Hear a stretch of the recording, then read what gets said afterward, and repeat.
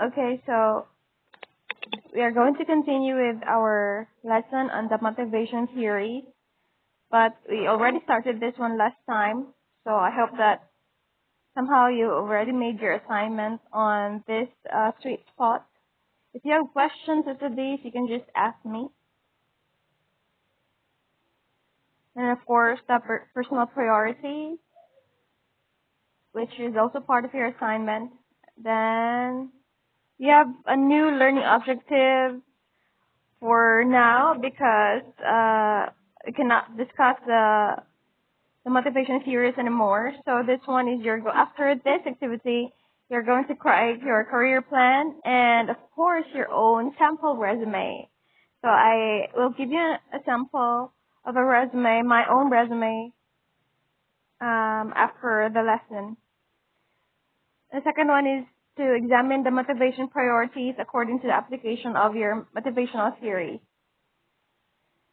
So let's proceed now to the motivation concepts, and we're already done with this, including the Maslow's hierarchy of needs, which was the first one that we've discussed. Now, this Maslow's hierarchy of needs actually has similarity with another theory that we can discuss, the Alderfer's ERG theory later. The McClelland's need theory of motivation. McClelland proposed this three: the need for achievement, power, and affiliation.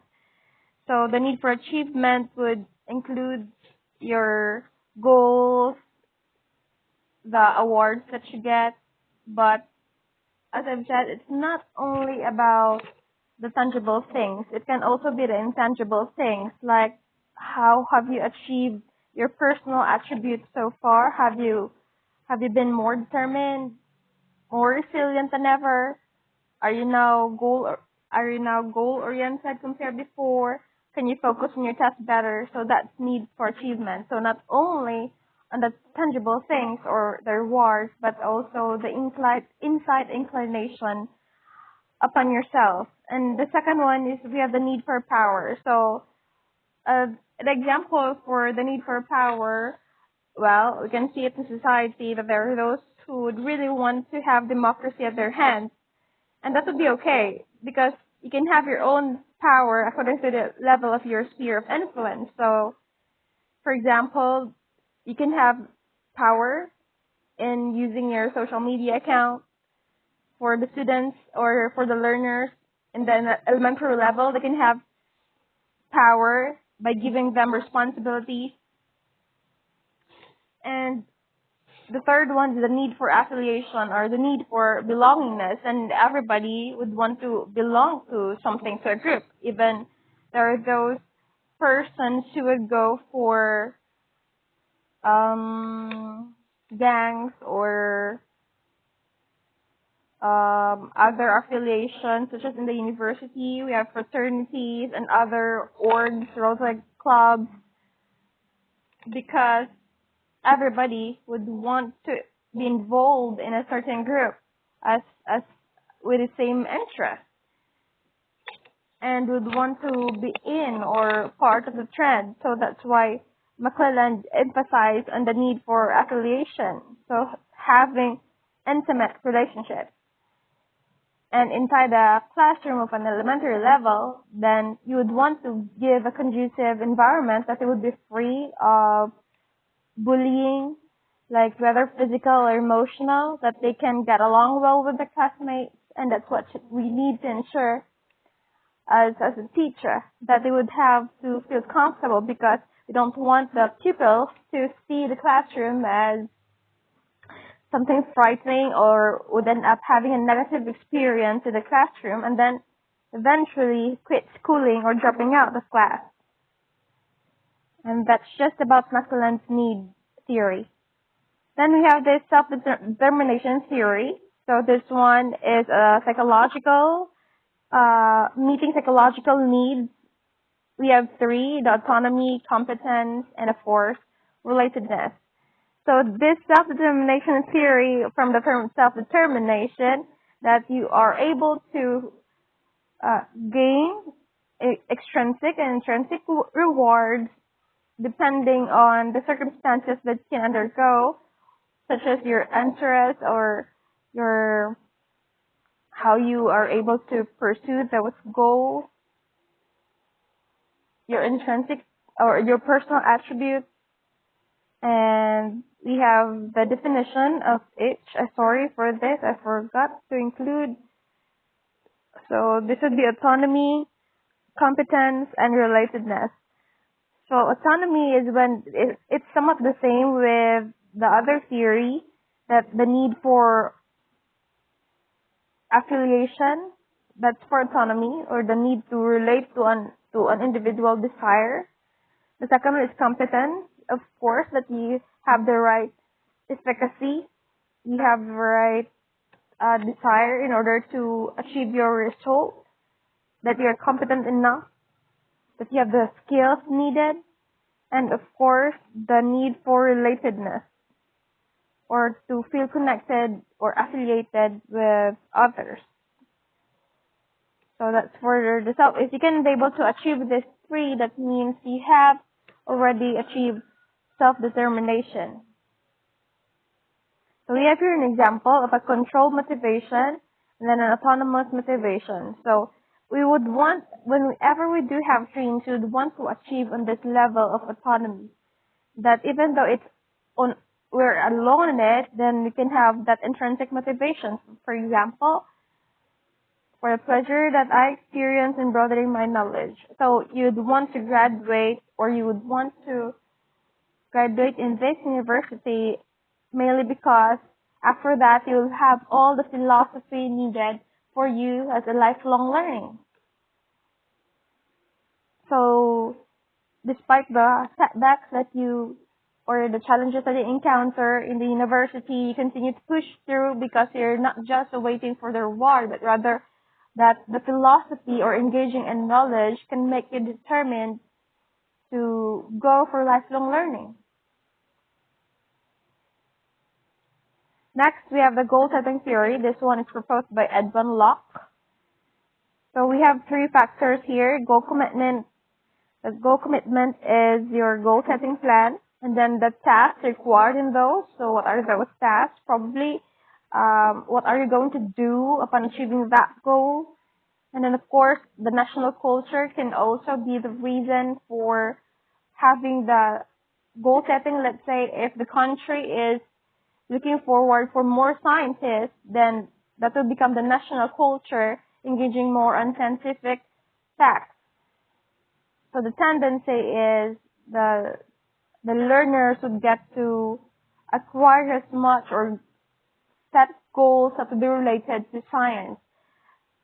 Another is Filipinos are really more into education, consider education or graduating college as a primary goal in order to achieve economic independence. Unlike for other countries, let's say China, their national culture are really more into business, if I'm not mistaken. So the tendency is their goals for the students would be to really allow the students to go for business or entrepreneurial courses, because it depends upon the culture as well of a particular society according to this goal-setting theory.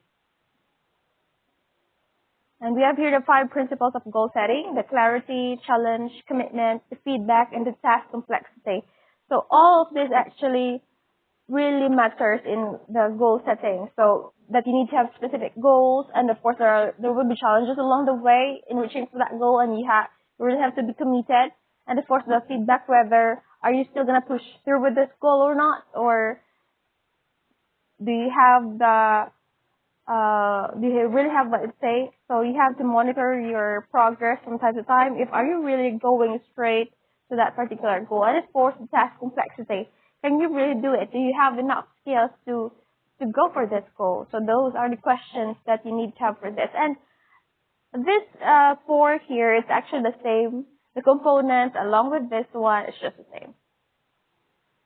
So difficulty, which is complexity, specificity, the acceptance, and then of course the commitment. And this is an example of a goal-setting theory and application of it. So you can actually do this one to But you're going to apply this one as well upon the end of this lesson. Next, we have the achievement goal orientation theory.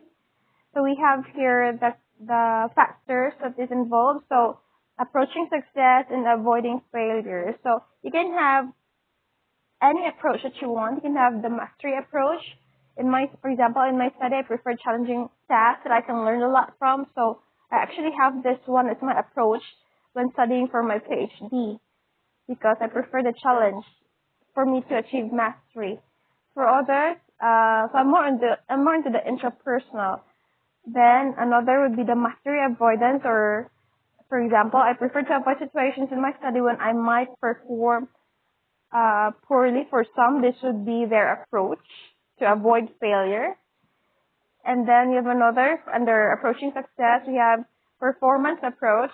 I enjoy it when other students are aware of how well I'm doing. So this one is really on receiving praises because it's really more into interpersonal, or considering your progress based on other people's perception. Then, of course, performance avoidance. In my study, I prefer to avoid failures in front of others. So sometimes there are those people who are really afraid for others to see them fail. I guess that's just normal, but it depends upon what approach you are undergoing through. But for me, right now, it's really a mastery approach. That means even though it's really challenging, I would like to have an approaching success level that I can really learn a lot from it in order for me to achieve mastery and whatever my goals should be. Because I think that it would be useless for you to have your PhD or your Doctor of Philosophy degree and not learning anything at all as to how you can apply your learning. So that would still be useless. Then we have Victor Broom's expectancy theory of motivation. So this one it's much technical though, but this would be the idea. There's an expectancy like what you hope to achieve in this particular goal, and then the instruments that you need, like what will be the outcomes as a result of this goal that I hope to achieve, and then the balance, like how important would be for you to achieve that goal. Is that really important that you really need to do such or to perform such goals? So our level of motivation depends on what we hope or what we expect to achieve and how important those achievements for us. So that's the idea of Victor Broom. So we have here the motivation force. Are you likely to engage in that particular course? If you're so determined, even though it's difficult, you'll really engage in it. And then the expectancy, the belief that an increase will result in an increase in performance, instrumentality, belief that an increased performance will lead to certain outcomes, and then the balance or the weight, the extent to which the performance is desirable. Somehow you can also apply this one, like since you really want to graduate, and I'm sure the balance of your really wanting to graduate will be really too strong. So that's it. Because you believe that it can also lead to a certain reward later on. You can have your job, you can provide for your family. So the tendency to graduate is really strong. So that's for the expectancy theory. And we have Alderfer's ERG theory. This one is somewhat similar to Maslow's theory of need. So he emphasizes on existence, which refers to the physiological and safety needs of Maslow's. So it's the same that you need to provide for the food, the shelter, the basic things that you need. And of course, the relatedness, or in Maslow's theory, that would be the love, the self-esteem, those examples. And then of course, we have growth. So that's for the level of self-actualization that's the same with Maslow's theory, that you are self-fulfilled. So this ERG theory can be achieved in your entire lifetime. So it is really in a progressing stage. let's have this one as an example. So if once you already achieve your physical and material needs, then if you can have satisfaction in it, then you're gonna progress and end up having social interactions and relationships. Because there are those people who do not have, or who are ashamed because they don't have much in life, or that they're really poor. So the tendency is there is regression or frustration. So at times they lack the confidence, so they tend to be socially withdrawn. So they cannot proceed to relatedness. But once you already fulfill this too, you can progress and you can have satisfaction, you can have self-esteem and self-actualization. But as I've said, if you have not formed well-meaning relationships, then the tendency is there will be frustration or regression and cannot proceed to grow. That's for Alderfer's ERG theory. Then the self-efficacy theory. So another term for this is the social cognitive theory and then the social learning theory. So basically, you learn from enacted mastery or having to really actualize your learning.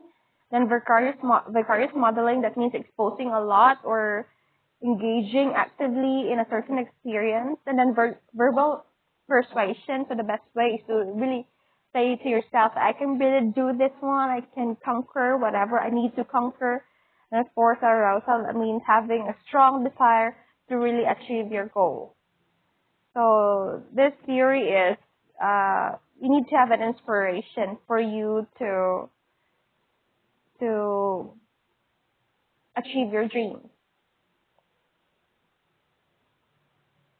And we have here the core process that in order for you to achieve social learning or self-efficacy, the first one is ascensional process.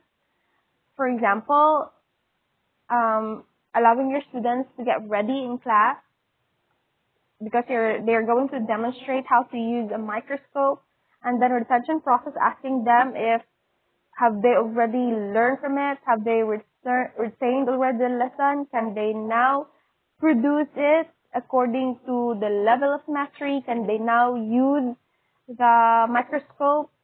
The reinforcement process, that means testing it out again if they can do it on their own without your assistance.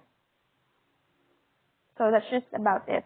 So it's just like teaching students how to create their own goals and teaching them the process afterwards. Can they now create their own goals without your assistance? Can you now create your own career plan without having assistance from your teacher? So that's just an example of this four process. And then lastly, we have reinforcement theory. This one is it's not actually adopted, but this is proposed by Boris Frederick Skinner. So that's behaviorism. The reinforcement theory would mean having rewards and consequences, or stimulus and response. So if you're given a positive feeling about a certain task, the tendency is you get to appreciate that one, and so there is reinforcement. You learn something from it. But if you're being punished for having such a negative goal, the tendency is you will withdraw from that or you will avoid it. So that's for reinforcement theory. But we'll go for this one because this reinforcement theory is actually something positive. As a summary, so we discussed about Maslow's, McClelland's self-determination theory, goal-setting theory, achievement, goal theory, Rooms, Alderfer's, self-efficacy of Bandura, social learning, Bandura, and then reinforcement theory of Skinner. So you can ask yourself this question right now. So the law of attraction will work for you if you also ask this question about yourself. Why am I in this course? What do I get from this? What can this help me later on? How can the community benefit from this? How do I see myself 5 years from now? What do I do to make that possible? So this one is actually applying goal setting as well as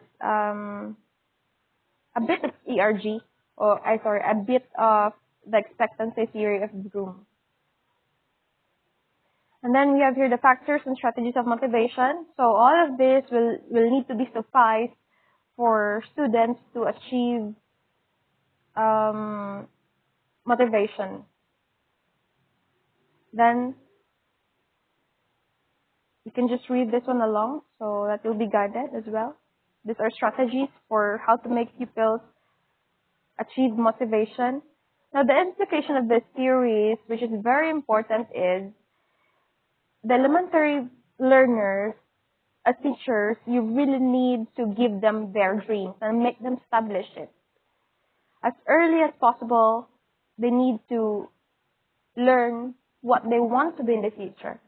Because how long your dreams would be, as I've said, that's how long or how lengthy the sacrifices that you have to make. So it's better, at least, probably when they're in grade 6, they're already well built up. The law of attraction already works for them, and they really know what they have to do. So give them their careers. Let them have career days. Let them have probably in the gate of the entire school or in the classroom. Post there what they want to be. So strategies. Do they want to be nurses? So really unveil their dreams for them. Open up the dreams, any dream that they would want to have in the future, so that they don't really end up confused upon going to college. Am I really in this right course? Am I really gonna push through with this? It's because when they were young, the teachers failed to give them or establish them their dreams. So that's the importance of all of this motivation theories that we've got to discuss at the elementary level. Now, this would be the lesson closure activity that we have. I don't think we can have a quiz considering the situation that we are in. So you're going to create your career plan. You're going to make you're going to make your sample rubric. This too, aside from the sweet spot, which I assigned last time. And then of course, based on those two, you're going to examine the theory that you applied as your personal theoretical motivation. Then of course, write your career plan. So I'll give you an example. This one is the rubric that you'll have. So that's going to be 5, 10, 15, 20, 25. It's going to be 30 points. So go for this. And emphasizing more on creativity. This one is a very simple example of a career plan. I actually have mine when I was in college, but I lost it already, or I threw it away already. I already achieved my career plan during that time, so I did not bother to keep it. Then we have another one. So I like this one as well. Life goals, 5-year plan, daily goals. You can make it. You can actually innovate and be creative about your ideas. These are just samples. You really don't need to follow this pattern. Just make it as creative as you can be.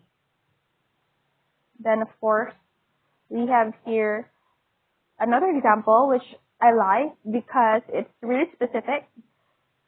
There's the short term, the mid-term, the long term, and then the possible skills that will be needed. And then there's an action plan as to how to achieve probably those goals. And of course, what you achieve right now and your personal preferences. So I love this career plan. You can have this one. But just make it creative, and you can include other information or make a graphic organizer out of it as creative as you want. And that's it.